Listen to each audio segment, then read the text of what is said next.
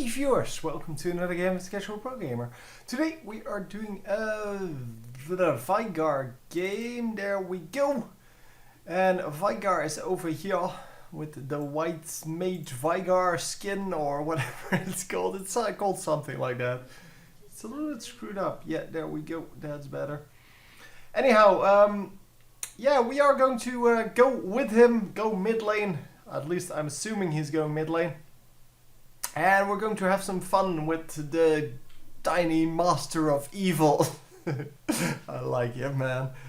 I just find playing him results for me, at least, in a very big annoyance that he says the same thing over and over and over and over and over again. And yeah, for me that's really annoying. But then again, shouldn't play him too much then. Yeah, every champion has that, of course. Hang on. Yeah, there we go. So yeah, we are going to, well, take blue, I'm assuming. But do we even have... Oh no, we're going to take red. Never mind. We're going to take red here with our Lee Sin. And Lee Sin starting off with his E. Veigar starting off with his Q. All is well. So yeah, Veigar... All he needs to do is charge up that Q as much as possible and definitely not waste mana on this kind of crap. And that's exactly what he's not doing, so that's excellent. Because wasting mana on this would not be good. He does steal a little bit of experience from that, I assume. Oh no, that's like nothing. So yeah, no real problem. And obviously, yeah, you can't just do one hit and run away anymore. So he did do the hit, but it is not a big deal because Darius is still there and it allows Lee Sin to pick up that buff easily. So in the meantime, blue buff is taken on Veigar, and Veigar should be able to jungle pretty easily with that. Of course, top lane, yeah, that should be a pretty equal fight, at least for now. Once we get into the later game, I think Darius should take over. Yeah, early game, I guess the harassment from Jarvan is just a little bit better. And yeah, he should win this lane. So between Nidalee and Veigar, yeah, this should be all Veigar. I mean, Nidalee can do something early game, but well, as long as Veigar just sticks to his plan and just farms up his Q, he should have no problem. 4 last hits so far, which is not great, but yeah, we don't really have the amount of mana yet that is needed for this. And yeah, well, he's just going to have to play it cool.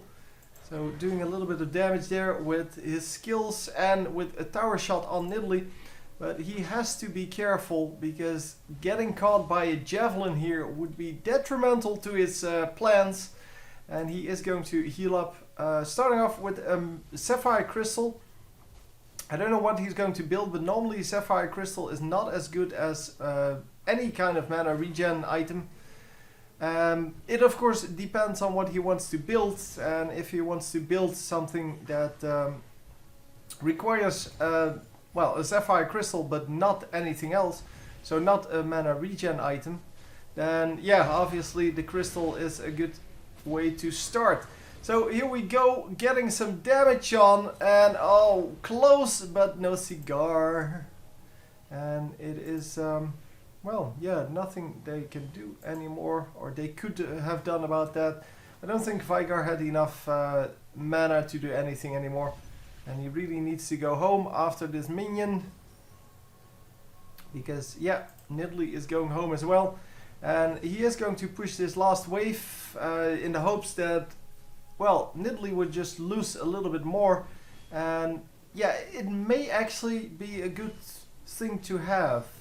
What's this Volibear doing here? Did he not connect? Or he did connect. But he has 0, 0, 0 and 0, but he does have a Doran shield on him. So yeah, I'm not actually sure whether he's actually in the game. It seems that the bottom lane is indeed deserted. So yeah, that's kind of sad. Not that it matters for the mid lane, but yeah, it is kind of sad. Unfortunately, I did not have a lot of games to choose from because, well, most of the games are still bugged.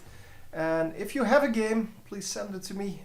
It doesn't have to be like a pentakill game, it just has to be an interesting game, preferably with an interesting champion. So a champion that we haven't seen like a million times already. And yeah, that's about all I have to say about that. If you don't know how to send a game, please go to my YouTube channel. That's youtube.com/casualprogamer. It's not that hard to remember. And watch the video under featured. It's called How to Submit a Game or Replay. And yeah, you can pretty much learn everything that you need from there. If you don't want to go through all the trouble, just email it or send me the replay file at casualprogamer@hotmail.com. And yeah, for now that's okay. I mean, at the moment I'm so starved for replays that actually work that yeah, it should not be too much of a problem to go through the replays that I receive. Just put the champion name in the title, because otherwise yeah, well, it will land in my spam folder, which is definitely not where I want them. But yeah, well, just watch the video. I would recommend that. Plus 21 currently. That is going into the right direction. Rather, in the right direction. He's yeah, he did build the Tear of the Goddess, which means that he could have started off with a mana regen. And well, the difference between mana regen and just the Sapphire Crystal becomes apparent if you actually calculate how much mana you get from both of the items. And yeah, here you saw he actually went inside of the stun field. Yeah, that's not where you want to be. You can easily kill someone from outside. I don't know if he actually had his ultimate still up. Oh, here we go. Sona has a new picture. Yeah, it's completely unrecognizable as a face, but it is Sona, just so we're clear on that.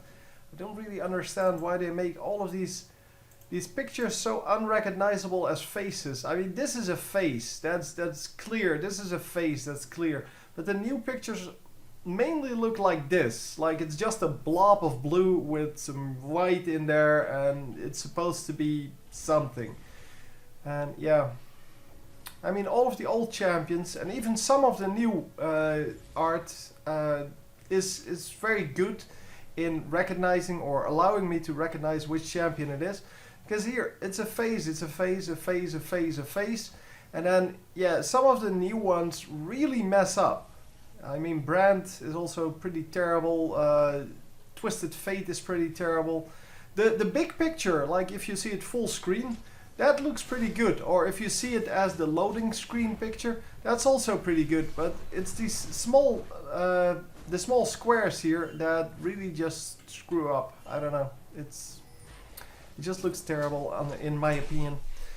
But hey, that's the way it is, and there's nothing I can do about that. So as you can see, Nidalee not really building any AP yet. Same for Veigar, which is why his ultimate is not really doing that much damage yet. It will, however, do a lot of damage. And we see Nidalee going top lane. She is going to... Oh my god. Yep, nicely done. I have to say that. Yeah, there's nothing else I can say about that. That was just a nice javelin.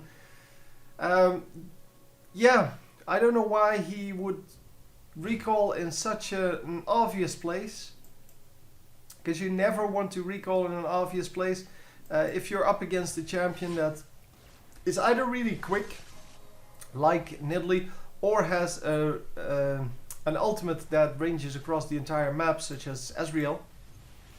But yeah, well, that kind of sucked, and whoa, taking a lot of damage there, but out of range now, and the stun should go down here. Yeah, that is not good enough, and he does have to flash. He could have flashed straight over here, would have taken a whole lot less damage, and don't recall in range, but yeah, he's out of vision range apparently. Can't see that obviously. Vision range is now up to here, so you can see it when nobody's there, but because there's a tower here. The tower will provide vision anyway for me.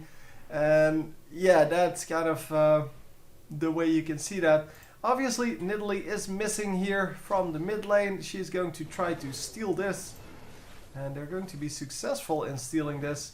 Because there is no one jungling, it seems. Well, not for the moment anyway. Because, well, he is all the way over here. He got tagged up pretty heavily, I'm assuming, by this guy. And I am just going to continue on here. The nice stun, and oh, it's not good enough, but yeah, he picks it up anyway. Nicely done. So totally makes up for the fact that he messed up the first time. And yeah, Nidalee not transforming into human to try to heal out of that. Because, well, although you do get 50% less healing, you still get 50% of your heal. And especially if you're AP Nidalee, you can still heal for a pretty nice amount. I don't know which one is the heal. I think that's this one. Yeah, but I will have to wait until she's back up because she is currently in Cougar form. And obviously Nidalee in Cougar form does not allow me to see how much she heals. But I wanted to see whether, because if that heals for, well, 150, I guess, it would have been worth it. So yeah, it doesn't. She only has 2 levels in it, and it heals for about 100 and something. And so dividing that by 2, it probably still would have saved her, but I can't be sure because she was already, well, the ignite was definitely not full length anymore when she died. So it's not like she died to the first tick of it. So an ignite does like 150 damage, something like that. 230, okay. Yeah, that's 230 damage. So I would have to assume she would have to heal for like 100 damage to make it out safely. And yeah, that would have been good enough, maybe, even with the 50% heal. Anyway, it doesn't matter. We will never know. Maybe it was on cooldown anyway. I don't know. It seems that she didn't go into human form though. But yeah, you need to do those kind of things to make the big plays. You need to understand your champion 100% if you're playing someone like Nidalee with a lot of someone with a lot of utility. I mean, Veigar is pretty straightforward. As long as you understand that you need to farm up the Q, which he's doing brilliantly, by the way. As long as you know that, then you pretty much know whatever you need to know. But with Nidalee, you have so many skills to choose from, so many tactics, that yeah, you're going to have to be very careful with that. And currently we are at, well, this guy is trying to come in. But currently we are at 51 bonus ability power, which is a pretty big deal. Obviously, he can also pick up this camp while going back. Unfortunately, he did not do that. He would have gotten killed. And that, of course, is not what we want out of that. Oh, Lee Sin coming in. Is he going to just... no, he's not going to do anything. Okay, that's cool. He's just going to hold the lane. Actually using a smite on the big minion there. That was unnecessary. But then again, he doesn't really need to smite for anything else. And he is going to see that, well, his this camp was stolen. He already noticed his blue buff. And all in all, that just, yeah, that's very sucky if that happens to you. Because, well, Lee Sin is not a bad jungler. So he can actually do this without getting counter jungle, because he can keep track of, well, if you can keep track of the blue buff and red buff respawn times, then you should be able to do this, because there's really no way to come into or to run into Lee Sin and get out of it alive while stealing something. I mean, he should be able to, well, do that. He should be able to do that to the Rengar even. So anyhow, coming in here, unfortunately the stun did not go off. And they may actually, oh, yeah, I wanted to say they may actually damage this guy, but no, not so much. She chose the wrong bush basically. This bush would have been much easier. But yeah, they are going for the blue buff here, and Nidalee is going to take out the last minions. Well, she was going to. But she didn't have vision on the last one anymore. Blue buff coming up. Come on, Veigar, free blue buff here. Get it. I don't know if he has enough mana for his entire combo there. Yes, he does. And a free blue buff. See, that's the nice thing about being up against a squishy AP champion as Veigar. That you don't actually need your own blue buff. You can just get the enemy blue buff. Anyway, it seems that Volibear is doing okay-ish here. I should really place them in, or put them in their place. Yeah, I'll do that right now. These are okay. Let me lock onto this guy for a moment. This is the mid laner. This is the support, jungler, and top laner. Wow, I had to switch everyone there. So anyway, Jarvan currently winning the lane. The jungle is pretty much equal, except that Rengar has done way more in lane. 4 kills for him, only 1 kill for Lee Sin. Plus he has been counter jungling, so I guess Rengar wins this jungle engage. And unfortunately no hit with the dark matter. And oh, he's going to stay alive though. And at pretty high health, so the javelin might actually come out. No, it's not. Maybe now. Yep, there we go. But yeah, you have to choose, well, one of 3 things, assuming that he dodges left, right, or that he stays in place. Yeah, it's a choice that is obviously pretty hard to make. And is he going to land the kill here? He is going to land the kill, but now he's going to die.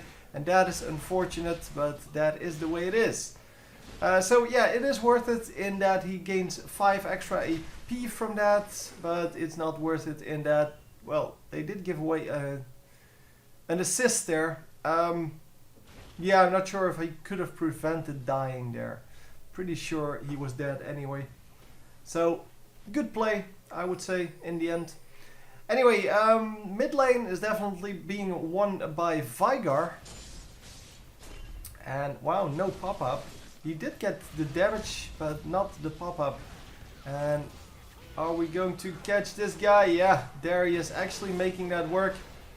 But then Rengar getting the kill, but we immediately get the counter kill. So all in all, good trade for the mid laner and well, for the entire team, I guess. The jungler as well. The jungler, of course, doing a good job here of just picking up the kills. But yeah, he is now he has been involved in 3 kills, whereas the enemy jungler has been involved in 6 kills. Bottom lane is pretty much equal, except for the 5 kills, which is very useful. And now the turret kill. So yeah, that is of course because Volibear was out of here, and Volibear, well, didn't really get to do a whole lot in that early game. Let's see the levels on those. I want to see that. Volibear currently at level 8, 8 and 10 versus 11 and 11. So yeah, they did do a better job in the early game, obviously, but yeah, it's not a huge level difference. 8 and 11, that's a pretty big level difference, but the 10 and 11, yeah, if Caitlyn was better at this game, no offense Caitlyn, but yeah, she should have out-leveled the 2 guys in the bottom lane, because, well, even if you're not able to get the last hit, you should still be able to get the experience, because you get solo experience versus, well, duo experience. And of course, that also means that she's probably going to be behind in items. Oh, going for the Bloodthirster first. Yeah, most people know by now that that is not my favorite build. I do not agree with that build at all. On most of the AD champions, there are some AD champions that can go for that, but Infinity Edge just does so much more damage that I don't really understand why people would go for that. for that Bloodthirster, because they probably just miscalculate the amount of damage, because it seems to be an equal amount of damage, but the critical strike is just huge. It's a huge amount of damage, and people don't realize how much damage that is. Oh, Volibear is flashing into the stun, so a waste of flash there, and they are going to continue this. I wonder if anyone still has anything, because it seems that everyone is out. Well, Veigar still has an ultimate, which is excellent. And he might actually be able to pick up this kill, for example. Also might... Oh, wow! That is a very flimsy build on Nidalee. Just no HP at all, no magic resist. Even though she's up against Veigar, and the one thing you should know about Veigar is that you need to build magic resist. But yeah, that also goes for Veigar. Veigar also has a very flimsy build. He has no magic resist either. And yeah, taking those kind of javelins to the face, like, well, this Tristana now did, and Veigar did twice in that fight. Yeah, that is just very, very painful. You might want to go for something that at least, well, adds some HP. That's really the least you can do against this. But yeah, the javelins from Nidalee, they're very hard to dodge every single time. But most of them you should be able to dodge. On the other hand, Veigar's skills are just, well, they're just plain, just click whoever you want to hit. They don't have a chance of missing, so you're basically screwed whenever Veigar targets you, and that's why I would recommend some magic resist against him. Obviously, this is going to be painful for Darius as well. Yeah, he's not going to be able to do this. He has to use his flash to get out. Obviously, flash is always good, and wow, that was a pretty big hit on the tower. And yeah, that's of course the advantage of being Jarvan. The first hit you do does a lot of damage, and it always does a lot of damage, so it is not like Nidalee's javelins. Oh, nice dodge there with the flash, but are they going to pick up the double here? Come on. Oh, he landed the Q, and that is actually good enough. The ultimate came out from Jarvan. Yeah, it's actually on cooldown, even though it did nothing. Because he did it at the moment he died, but he should have gotten that back because the damage wasn't even applied. And I think the damage is kind of a must, but I'm not actually sure.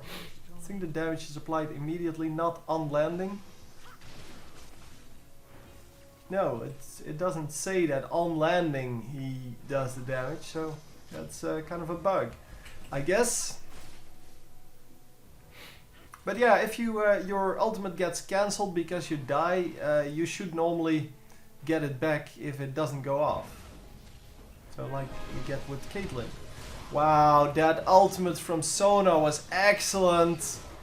It stunned 3 people, I believe, at least. But well, the beauty about it was that it was a complete follow-up on the stun that was already there. And are we going to be able to do this? Very risky tower dive here. And it seems that we are going to get some kills at least. And here we get the ace. And oh, he gets out and Sona gets out. So we have 3 guys remaining. Really risky play, but it paid off in the end. It was a 5-for-2 trade, and that is definitely good. So currently we are 7-3, and yeah, doing a good job, taking out a lot of towers. And here we go with the next tower. There is 5k gold between them. No, that's a nice amount. We're going to fast forward a little bit until everyone is back in lane. And there we go. Oh, there we go.